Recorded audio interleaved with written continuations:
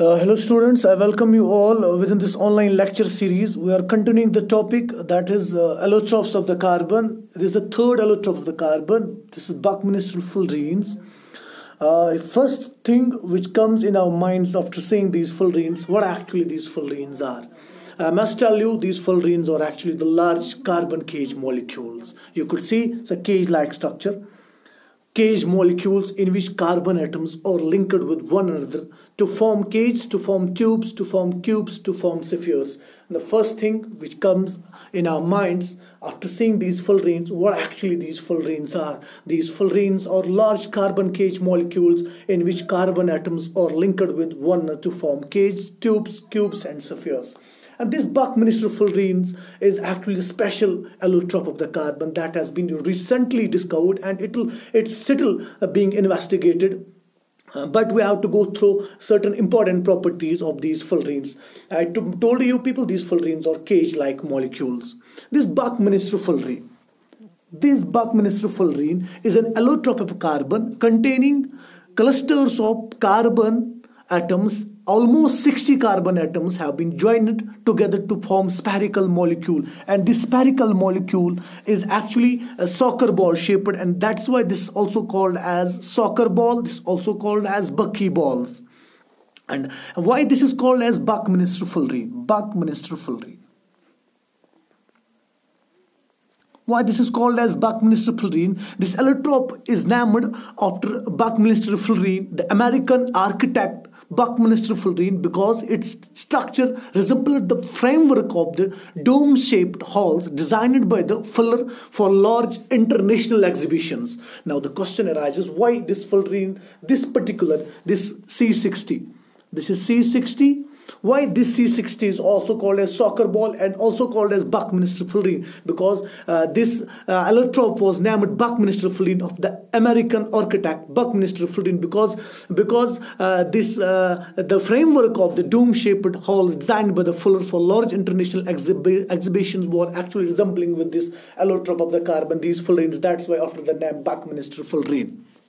So let's move forward. Let's take this Buckminster Fullerene move forward. So what actually this fullerene is? Buckminster Fullerene is a football-shaped spherical molecule. Look at this beautiful picture of this Buckminster Fullerene. Football-shaped spherical molecule in which 60 carbon atoms, C6, that's why I told you, but this is 60, C60.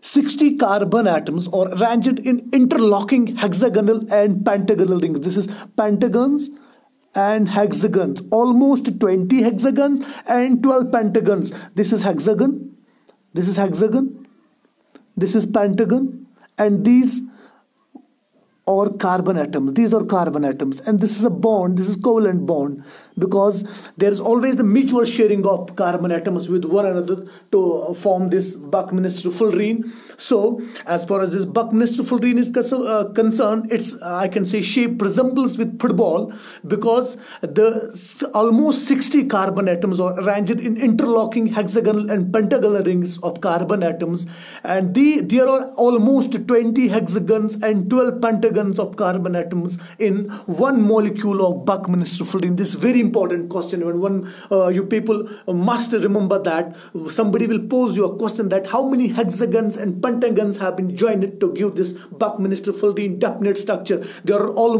almost 20 hexagons and 12 pentagons. Hexagons are actually the I can say the molecule 6 carbon atoms have been joined in ring form, and pentagons in which 5 carbon atoms have been joined in ring form. That's why I told you people almost 12 pentagons and 20 hexagons are present in a single molecule of a Buckminster Fullerene, and that's why I told you people this Buckminster Fullerene shape resembles with the football. That's why this is also called as soccer balls, also sometimes called as bucky balls, because almost 60 carbon atoms have been joined together to form a spherical molecule. It's a spherical molecule, and its shape resembles with football. That's why after the name football-shaped Buckminster Fullerene. So let's move forward. Let's discuss some more properties of this fullerene. Some important properties of this Buckminster Fullerene are that this Buckminster Fullerene is a dark solid. It's a dark solid. Is a dark solid at room temperature. It differs from the other two allotropes of the carbon, diamond and graphite, which we discussed. In fact, that diamond and graphite are joint molecules. I told you people in the previous lecture that graphite and diamond are joint molecules, which consists of an unending network of carbon atoms, I must say. But Buckminster Fullerene is a very small molecule made up of only 60 carbon atoms. I told you people only 60 carbon atoms have been joined together to form this Buckminster Fullerene, also called as soccer ball, because this structure resembles with the soccer ball football. Just like diamond and graphite, Buckminster Fullerene also burns on heating to form carbon dioxide. For example, the moment we pass carbon dioxide gas through this Buckminster Fullerene, there is I can say the moment we heat this Buckminster Fullerene, there is always the production of a carbon dioxide gas.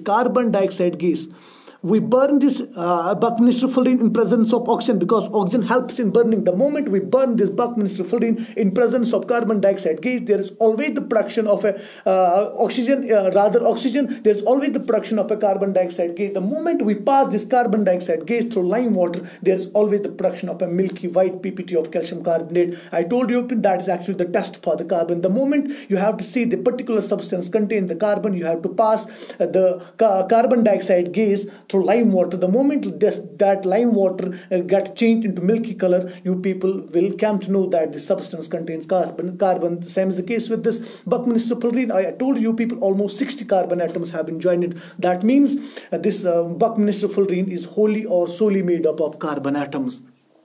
A diamond is actually extremely hard, whereas this graphite is soft. On the other hand, this Buckminster Fullerene is neither very hard nor soft. I can say its softness or its hardness lies in between diamond and the graphite. That's why, and it's also I can say good conductor of heat and electricity. Because carbon is having valency of 4. It shares only 3 carbon atoms. It shares actually 3 valencies with other carbon atoms. That's why one valency remains free. That is, I can say that one valency does not take part in the bond formation. Therefore, it conducts electricity the moment we pass the electric current through this Buckminster Fullerene. Hope you people have enjoyed. This is actually very important concept, this Buckminster Fullerene. So you people must remember that this Buckminster Fullerene is a recently investigated allotrope of the carbon. I hope that you people have enjoyed this, and stay at your home, stay safe. Allah bless you.